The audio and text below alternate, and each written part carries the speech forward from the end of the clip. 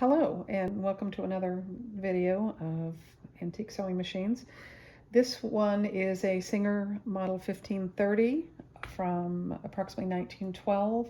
This particular machine was, according to its serial number, manufactured in Germany, and is a lovely, lovely machine, and happens to have the silver colored Singer badge emblem, where most of them are golden color.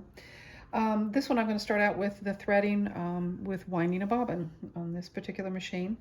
And the way we get started, with your spool of thread up top, there is a thread guide over to the side. And usually I take a moment and pre-wind the thread to get it started. And it will go on, coming off over the top, it will go on the bobbin winder here.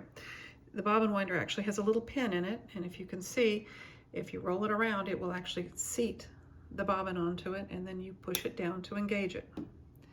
Then follow the thread guides. At this point, I undo the clutch knob that it's the end so that the wheel will spin freely, and then I can go ahead and get started winding the bobbin.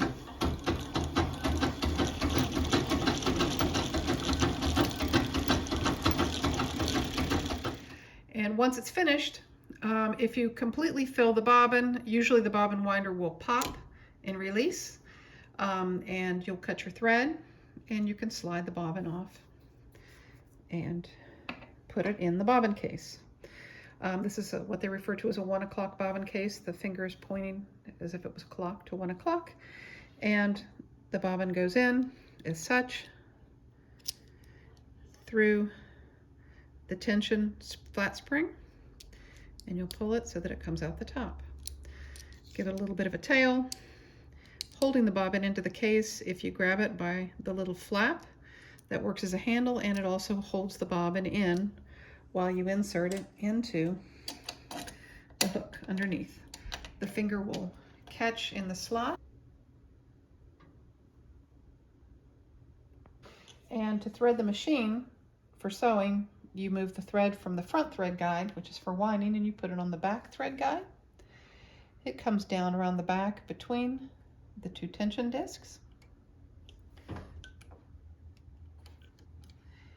through the check spring that's here in the front,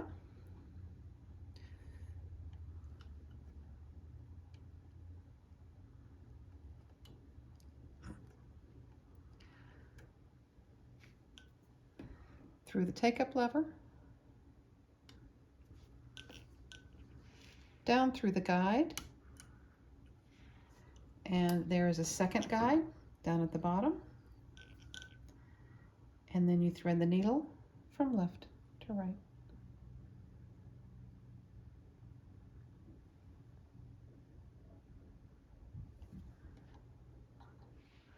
Once it's threaded, you can tighten the clutch knob. Don't forget to tighten the clutch knob on the wheel so that it engages the needle.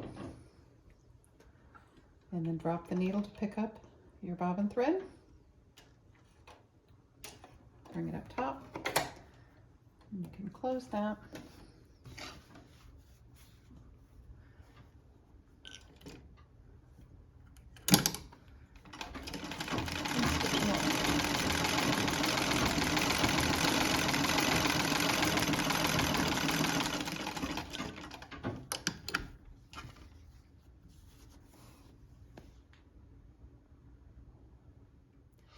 For this machine, I want to share a couple of common attachments that you can find. This one is what they refer to as the adjustable zigzag attachment, which attaches to this particular machine to create a zigzag stitch by moving the fabric back and forth underneath the needle.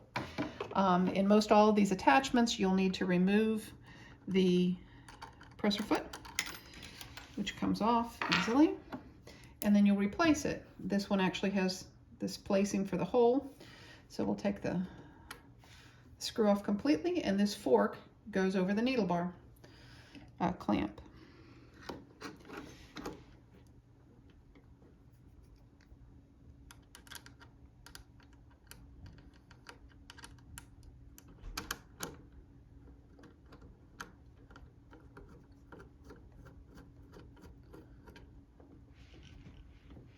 Make sure that it's on snug so it doesn't wiggle.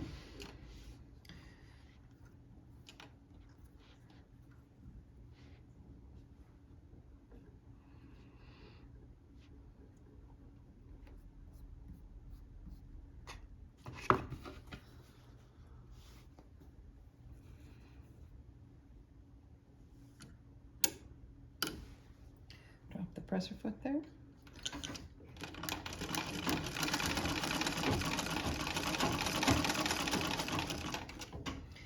And the stitch adjustment is over on the side, and that will give you how much movement you get on the zigzag stitch.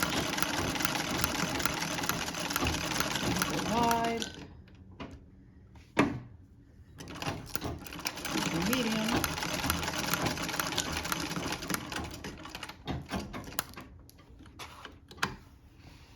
and you can see your resulting zigzag stitch.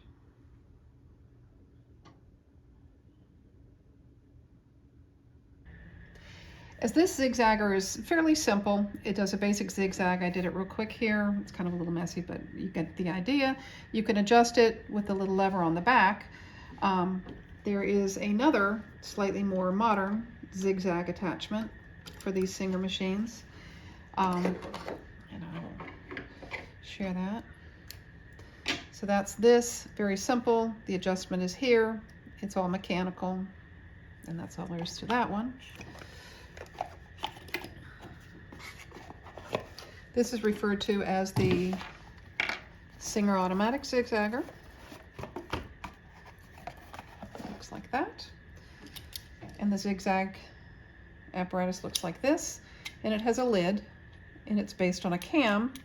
And then depending on what cam you put in here, you can get a variety of zigzag stitches for whatever your needs are. It applies the same way.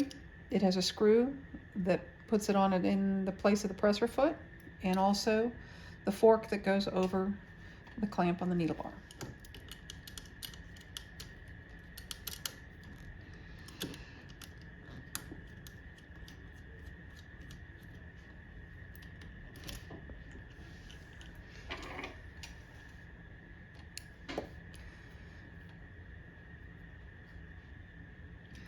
I usually have my threads down below to start with.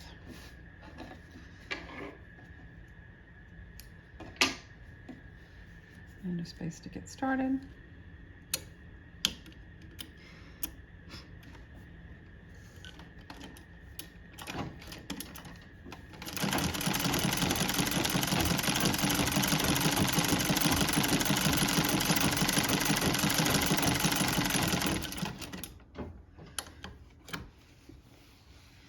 And you can see how this is a long, wide zigzag. And along the side is an adjustment. And this adjustment will allow you to change the length of your zigzag stitch.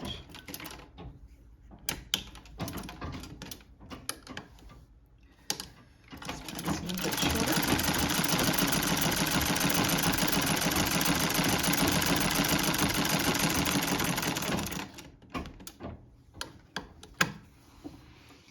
And going along, you can see the stitch is not quite as wide.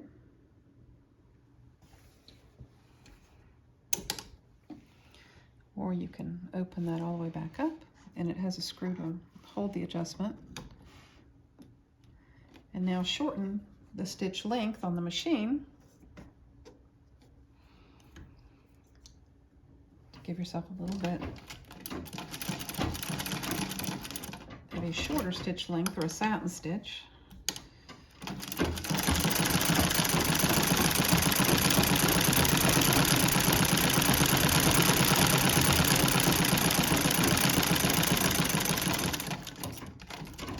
This again, get a little bit wider.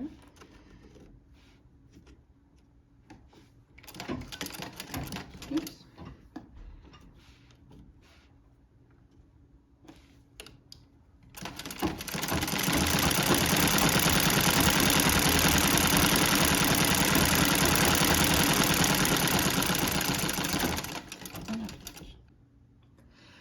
And the fun part about this little particular automatic zigzagger is that it comes with the different size cams. They come in various colors depending on the design, and it's very easy to swap these out. You just lift the little lid, pull out the cam, and swap it for a different design if you wish. Make sure that it seats, close the lid, put your presser foot back down.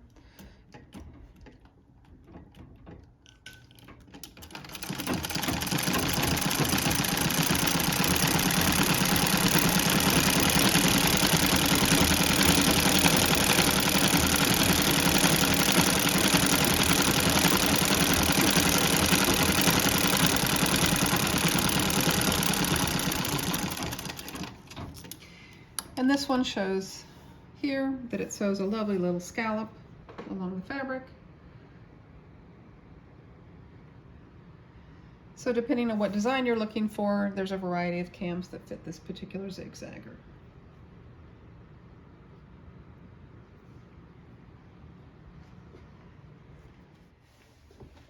The next attachment I'm going to show is the Singer buttonholer. This is a favorite of mine. I have removed the zigzag attachment and I still have the presser foot off of the machine because you will need it to be able to put the buttonholer on there. In my buttonholer, I have a variety of cams that have different sized buttonholes that they make. Some have an eyelet at the end, some are straight, and they all go into the buttonholer. I use this often, and because I do, I actually have samples of various buttonhole sizes that I use and I have at hand so that I know what size would work for the buttons that I have. To install the buttonholer, you need to start with the feed dog cover first. This actually sits right over the needle hole, and in doing this I usually drop the needle to kind of get it centered, and that way I know that I've got the plate in the right spot and I don't end up snapping my needle off. So you'll tighten that with a screwdriver. This plate that covers the feed dogs, it does have a little bit of play in it in the up and down motion, but it will not wiggle side to side. When you put your screw in here, you can either use either of the two attachment holes that are the side, whichever one gets it best seated. But again, you want to make sure that it won't move front to back so that it's all set. Once you have that done, you need to decide which buttonhole template you wish to use. I'll use a simple straight one, slightly larger. And opening the back of this buttonhole accessory, you pop the bottom open and center. Pick which cam or which design and what size. These all have the actual dimensions on the back. This one is a 5/8 buttonhole, which is fairly common. You'll drop it into the bottom of the attachment, and to get it to seat, if you turn the dial while placing it in there, it will sit flat. And once you have it flat, close the little trap door and it's ready to be attached to your machine. This one comes with a screw to attach it on to the machine. Same thing, the fork goes over the needle bar arm. Make sure that fork sits right on the needle bar arm. And then the screw will attach it to the presser foot bar.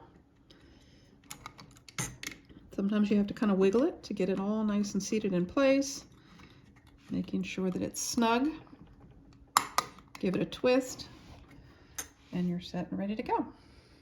In order to make buttonholes, this apparatus will move the fabric around in the size of your buttonhole. You can get an idea of the buttonhole range of sizes by turning the dial on top, and it'll actually walk you through where your buttonholes will exist, and you can kind of get an idea of the center. I usually come to the front until I get to the very first front point where it starts to move around and then head back, and I know that is the frontmost point of my buttonhole. And when I mark my fabric for buttonholes, you'll usually take that into consideration. So the front point of the buttonhole will be right there. I then drop the presser foot, and then I run it through its cycle. And if you turn the dial, it'll actually run the buttonholer through its cycle, and you'll get an idea of exactly where your buttonhole is going to lay. So bring it to the frontmost point, and using kind of a shorter stitch so that it makes it a little bit tighter stitch, then I start sewing my buttonhole.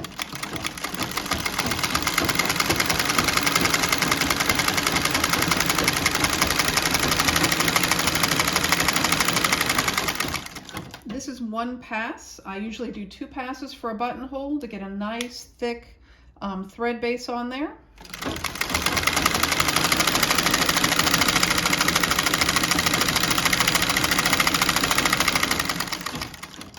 Once finished, I raise the needle, lift the presser foot, and pull out the work.